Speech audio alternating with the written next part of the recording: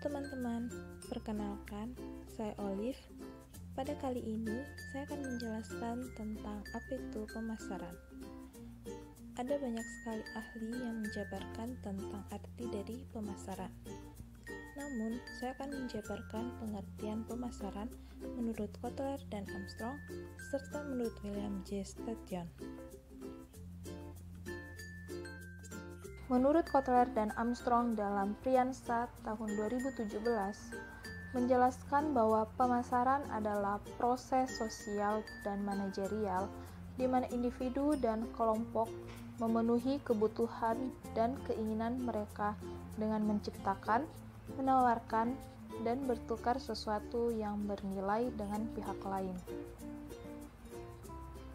Menurut William J. Sturgeon tahun 2012, pemasaran adalah seluruh dari kegiatan usaha yang ditujukan untuk merencanakan, menentukan harga, mempromosikan, dan mendistribusikan barang dan jasa yang dapat memuaskan kebutuhan konsumen.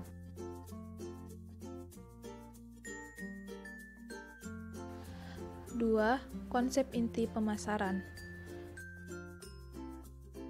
1. Kebutuhan, keinginan, permintaan. 2. Produk. 3. Nilai, biaya, kepuasan. 4. Pertukaran, transaksi. 5. Hubungan dan jaringan.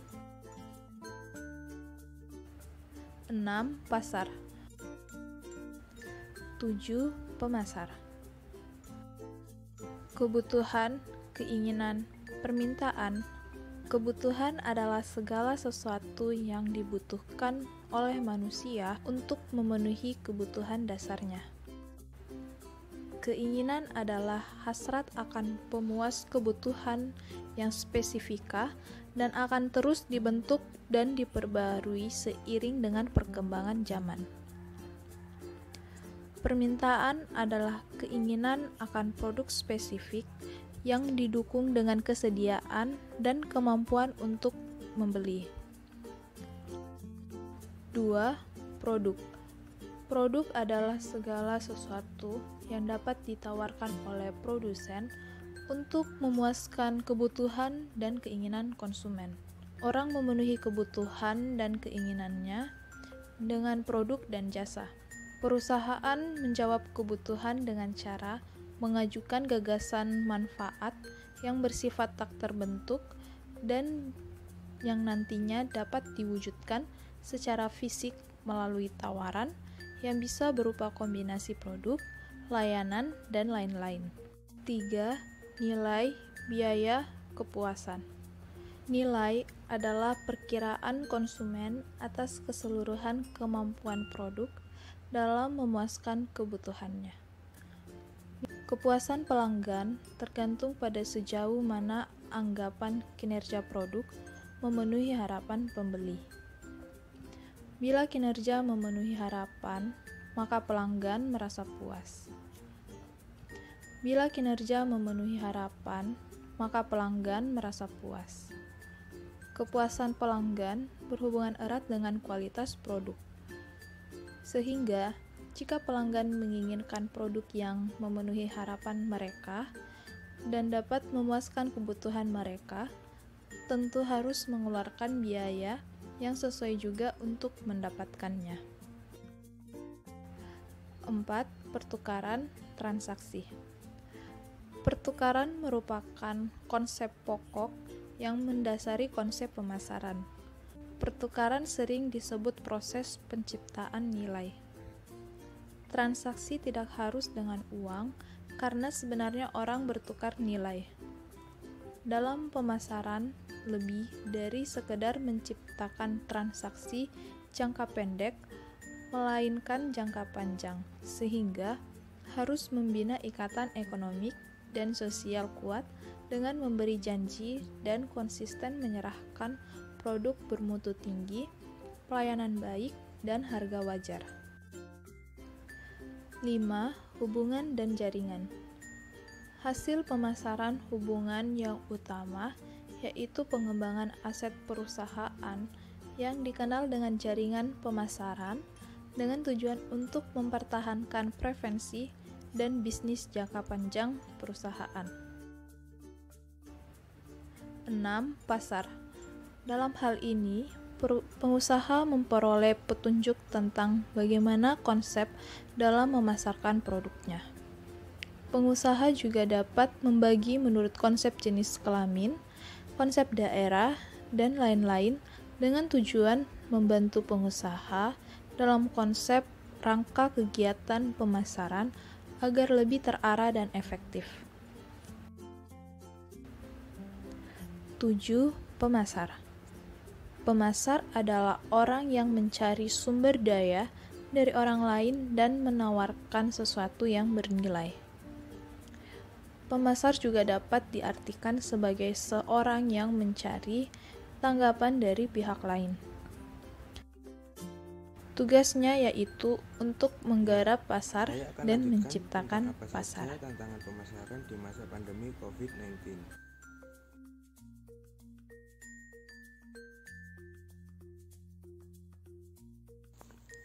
Daya beli masyarakat menurun. Hal yang paling terasa di kalangan pebisnis pada masa pandemi COVID-19 adalah menurunnya daya beli masyarakat. Larangan berkumpul dan tutupnya sejumlah pusat perbelanjaan membuat masyarakat enggan mengeluarkan uang untuk hal-hal yang tidak penting. Masyarakat lebih memilih berbelanja kebutuhan pokok seperti beras dan lauk pauk. Untuk mengatasi hal ini, hal pertama yang bisa dilakukan adalah mengadakan sejumlah promosi untuk menarik pelanggan lama yang sempat menghilang. Berikan kemudahan bagi pelanggan untuk bisa berbelanja secara online ataupun menerapkan protokol kesehatan yang ketat di tempat Anda. Dengan demikian, social distancing bisa tetap terjaga. Selanjutnya, pasokan bahan baku produksi terganggu. Tertutupnya berbagai akses selama periode lockdown turut berdampak pada pasokan bahan baku produksi, khususnya di industri manufaktur. Jika kebutuhan bahan baku tak terpenuhi, maka produksi pun tak dapat berjalan dan keuntungan perusahaan akan terus menurun. Langkah yang bisa dilakukan untuk mengatasi tantangan bisnis ini adalah dengan mencari supplier dari dalam kota. Namun, antisipasi juga perbedaan harga yang mungkin terjadi. Jangan lupa untuk hitung ulang reorder point agar bisa mengantisipasi kekurangan suplai yang mungkin terjadi. Selanjutnya, produktivitas karyawan menurun.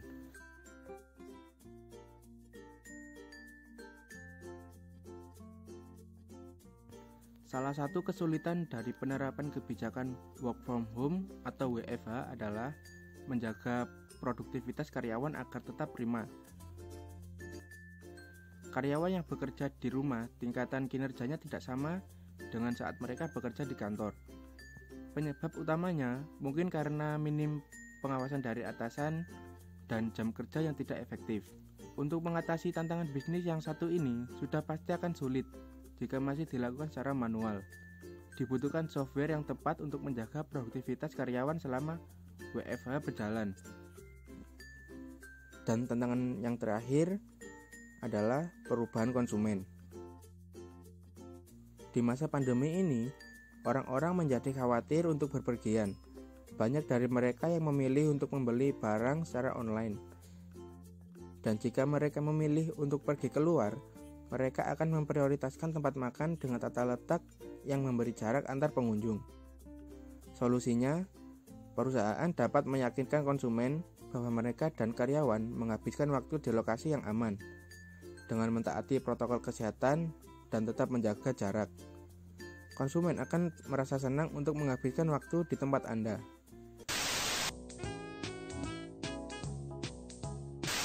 Untuk objek tugas pemasaran yang kelompok kami pilih, yaitu salah satu kafe yang ada di daerah Surabaya, yaitu Kafe Kuni. Kafe Kuni terletak di Ngagel, Jaya Selatan, Gubeng, Surabaya. Kafe Kuni sendiri baru dibuka sekitar bulan Oktober tahun 2020, sehingga kafe ini masih beroperasi selama 5 bulan. Kafe ini lebih memilih prinsip untuk masyarakat umum daripada mengikuti tren kekinian dengan memanfaatkan 4 lantai yang dimiliki dengan konsep yang berbeda di setiap lantainya. Sebelumnya boleh diperkenalkan dengan siapa saya berbicara?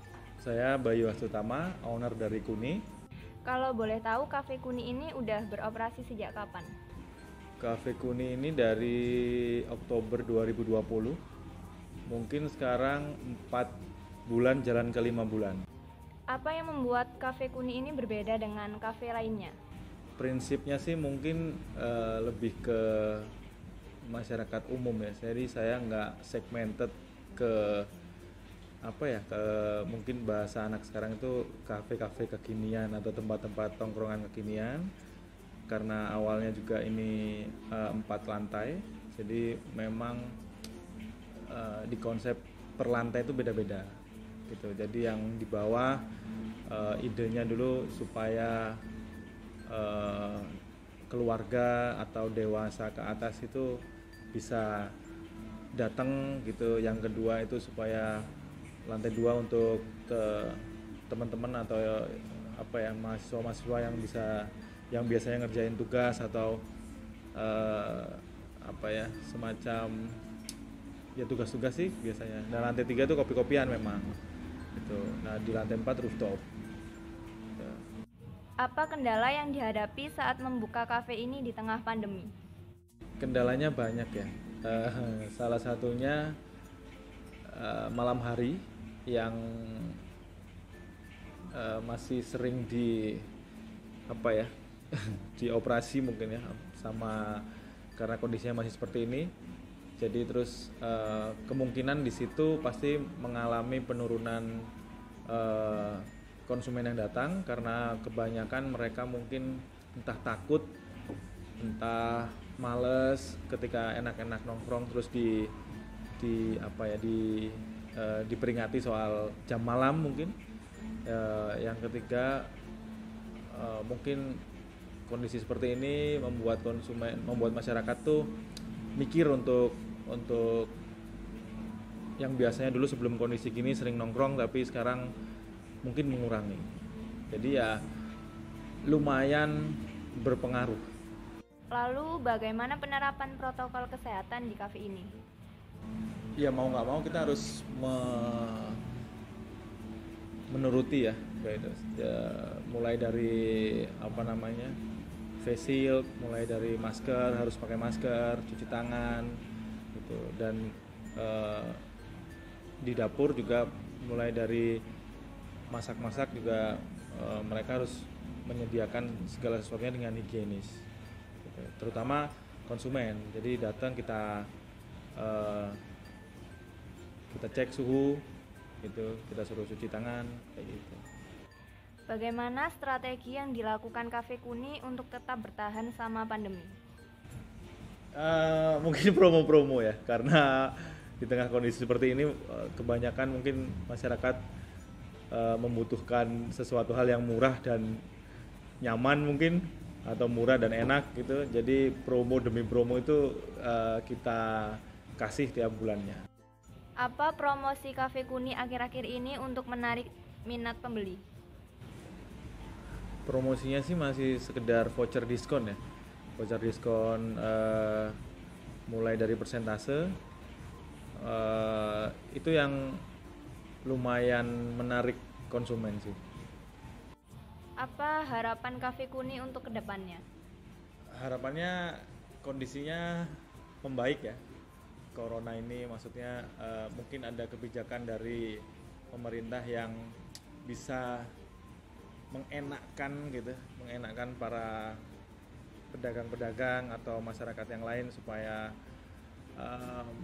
mereka lebih, tanda kutip menurut saya, lebih leluasa ya untuk jam malamnya, mungkin untuk izin keramaiannya dan lain-lain, supaya keadaan perekonomian di sektor yang paling bawah juga mungkin tertolong, karena memang dengan kondisi seperti ini banyak sekali yang mengalami mungkin kerugian, bahkan sampai mereka tutup atau menutup usahanya gitu.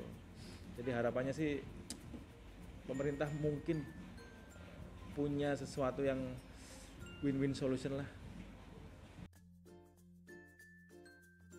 Halo, kenalin nama aku Najah Fatimah. Di sini saya sebagai staf admin pemasaran dan juga bertanggung jawab atas media sosial dari Kuninya sendiri. Bagaimana cara Cafe Kuni dalam memasarkan produknya? Strategi pemasaran dari Kuni sendiri sih, apalagi di masa pandemi kayak gini, kita kan bukanya juga masih baru-baru ini di tengah pandemi kayak gini. Biasanya kita lebih mengandalkan platform media sosial sebagai pengenalan antara Cafe Kuni sendiri dengan masyarakat, gitu sih. Kira-kira apa sih cara Cafe Kuni untuk menarik minat pengunjung? Dalam cara menarik minat pengunjung sih, kita biasanya mengadain promo-promo spesial di setiap minggunya ataupun setiap bulannya. Ada paket-paket spesial, ataupun kita juga ngadain banding harga, misalnya kayak nasi goreng dengan minuman kita jadiin satu, terus kita promosikan agar ada tetap kestabilan masyarakat itu tertarik buat datang ke sini sih. Bagaimana dengan sistem pembayaran yang terdapat pada Cafe Kuni sendiri? Untuk pembayarannya sendiri, kita biasanya banyak sih metode untuk pembayarannya. Bisa menggunakan tunai langsung, atau juga kan di masa pandemi kayak gini kita juga mematuhi protokol kesehatan. Jadi kita ada elektronik money, jadi kayak e-money gitu. Misalnya ada OVO, terus ada menggunakan GrabCard atau debit BCA yang menggunakan QR kayak gitu. Jadi meminimalisir penggunaan uang langsung. Strategi pemasaran yang dimiliki oleh kafe ini yaitu 1. Dalam memasarkan produk-produknya, Cafe Kuni memanfaatkan platform media sosial sebagai alat bantu pemasaran seperti Instagram, Facebook, dan aplikasi ojek online. 2. Cafe Kuni juga memberikan promo di setiap bulannya seperti voucher diskon untuk menarik konsumen. Selain itu, Cafe Kuni juga mengadakan paket spesial dan bundling harga seperti makanan dan minuman yang dijadikan satu harga atau satu paket untuk menjaga kestabilan pengunjung dengan harga yang lebih hemat juga. Review yang kelompok kami berikan terhadap strategi pemasaran Cafe Kuni adalah sebagai tempat nongkrong untuk generasi muda dan juga masyarakat umum.